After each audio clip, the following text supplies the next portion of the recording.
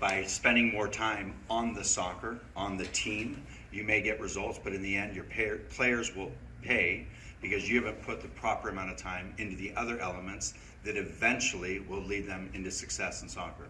So that's the bad part of our country, is that people concentrate too much on the team too early at the expense of the individual, and then in the end, when the players reach the highest level and they can't trap properly, they don't understand a 1v1, a 2v1, the basic fundamentals of the game, it's rewarded the parents, the club, and the coach with some false success, but in the end, the players will pay. So that's one. Two, the girls' side, when we first started going to Florence, they weren't interested in girls. The world has changed. So they were interested in girls, of course. They're Italian, but they weren't. Girls' soccer was not a component of their club yet. Now it is. And did you reach a Champions League with the girls' side? So, 15 yeah, wins, okay. 15 wins in a row. Okay, 15 wins in a row. So now, when they go after it, they go after it with like a laser beam. So now, girls' soccer. Okay, so the main thing I would hope that you would take from here, that you have players, you have parents who have children who choose an activity, and hopefully they choose soccer as a physical activity, because football causes concussions and it's not very accessible. Okay, baseball causes obesity and boredom, probably a lot of concussions falling over. Okay, so the world plays soccer. It's a great sport to play, and so when a parent chooses your club for their child, hopefully you know what your club's vision is and what their place is and what they've chosen to do. And if you haven't chosen to be a super serious club, you're a recreational club that provides 2 or 3 days a week for your players, games on the weekend, 9 to 10 months a year, so not recreational like CYSA defined it, or USYSA, where it's 2.5 months a year, but a year-round program for enjoyment, then that's what you do. And there's nothing wrong with it. But know that that's your place. And when you have talented players, or even talented coaches, recommend that they go to a club that wants to provide something more. It's vital, because we have a lot of players that are dying on the vines that we keep in our clubs when they should go elsewhere. And whether it's the San Jose Earthquakes facing players that want to go to Mexico or somewhere else and they hold them, or the Sac Republic or the Delta when they have a youth team, or if it's one of our clubs that's keeping a player from going to a higher level. We owe it to the players to do that. It's the players that from us go to Fiorentina or go to Barca or go to Man U or what have you. So we need to know our places in the soccer environment. Okay, and if you have a recreational club or you have a competitive club, so you're somebody that has, how many people make their living off of soccer here? I think it's less than Paulo thinks. So he said that most of us make our living here, and I was thinking, I don't think most do, because how many are from NPL clubs here? How many? Raise your hand high. How many are for NPL? These are our top recognized clubs. How many? Less than one, I don't know, third of the room, or 3% of the room. Okay, so everyone needs to know their level. So we have competitive soccer clubs, and that's a step above a recreational. And you might have some paid coaches, you might have a paid director, but parent coaches and parent run. But it's starting to dabble. Then you have performance clubs. These are the clubs that are stepping up and saying, we're ECNL, okay, they're NPL, or the U.S. Developmental Academy, and they're starting to think that the best players should go to their clubs. And it's not clear that they're the best, that in every case, just because they have a badge, an NPL badge, or an ECNL badge, or U.S. Developmental Academy badge, it's not always clear that they're the better club doing a better job. Hopefully it becomes clear. So there's a pyramid, and everyone knows in the Tuscan region where should the best players go. And Fiorentina's at the top, and then there might be Siena underneath, or a few others. So but basically there's a hierarchy of club that's developed. Okay, so, and then at the top are professional clubs. And our professional clubs haven't always done a great job. And so there are players at an amateur club that have made the decision to not go to the Earthquakes, or to not go now to the Republic in some cases.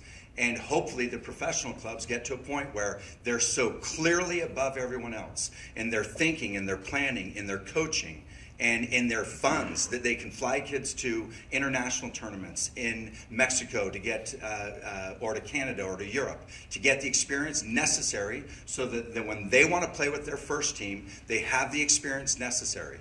Okay, so those are the levels of the clubs, and everyone needs to think about what level their club is at, and that's the starting point. Okay, so that's one. Two, then, is the culture. Hopefully, the Jesuits say, give me a kid from 8 to 12, I'll give you a Jesuit for life. When I coach now at the Sac Republics, it's a different level. But when I coached in a club like Roanoke Park Express, which is now part of North Coast, actually no, they're not anymore. But at a club like that, my primary goal was, one, that the kids wanted to try out the following year. Not that they made the team, but they wanted to still play soccer. And so I knew in order for that to happen, one, I want kids. I remember coaches, I'm 48. I remember coaches that killed soccer. I didn't want to go to training.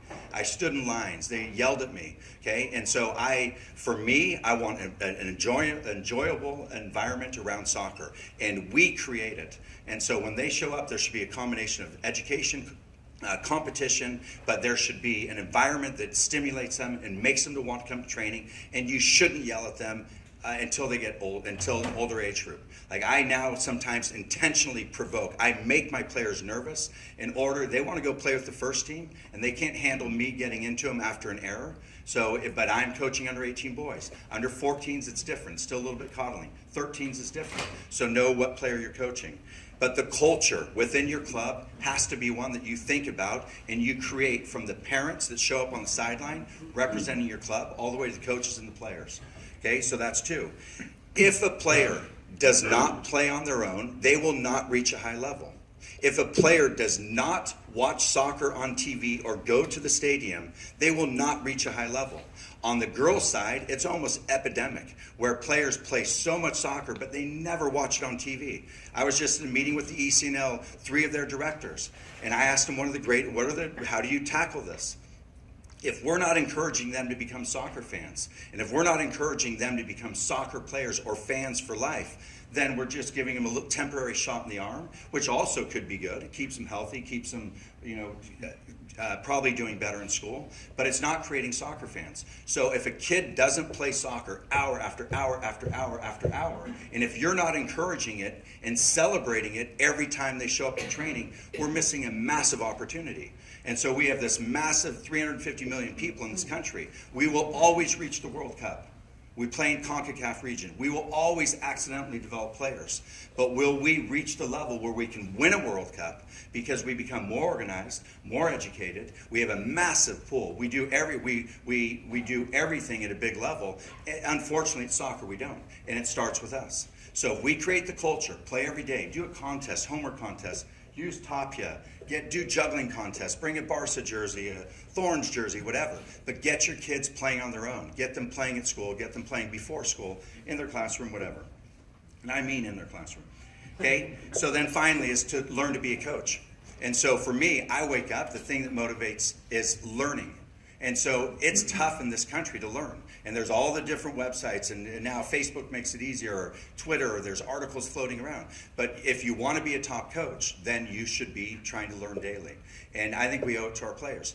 If you're drawing a salary from this game, you're a professional, and you should be an example in your behavior, in your education, and gaining experience, and doing things properly. You should be an example as a professional. If you're a volunteer, you should still do a good job.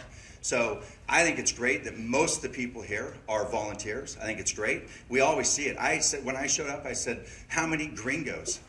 There aren't many. To use a term that my players, there's 75% Mexican on my team. And they always joke around about the gringos. And they talk about there are young Mexican boys growing up that have the football skills of a gringo because they don't play enough. So the American ability to play soccer can actually be catching if you don't play enough soccer. So, but I look around here and I look at how many people are either first generation immigrant or are an immigrant or from somewhere else. I mean, I am. So I know Paulo is. So most people. So now we need to go back and spread the message to your club and get everyone to come and start to attend the coaching education and embrace this as a game. So that's my message, or that's mostly of what I have to say. Final thing, adult soccer. How many people still play soccer? Okay, it's the best thing to do. Second best is coaching. So we will be launching a campaign to build adult soccer. But in order to do that, we need your clubs to embrace it. And so one day we see the time, we should all at the end of this go and play a soccer game or play a series of games. But we're going to organize adult soccer teams. And that's pretty much it. All right. Thank you very much for coming.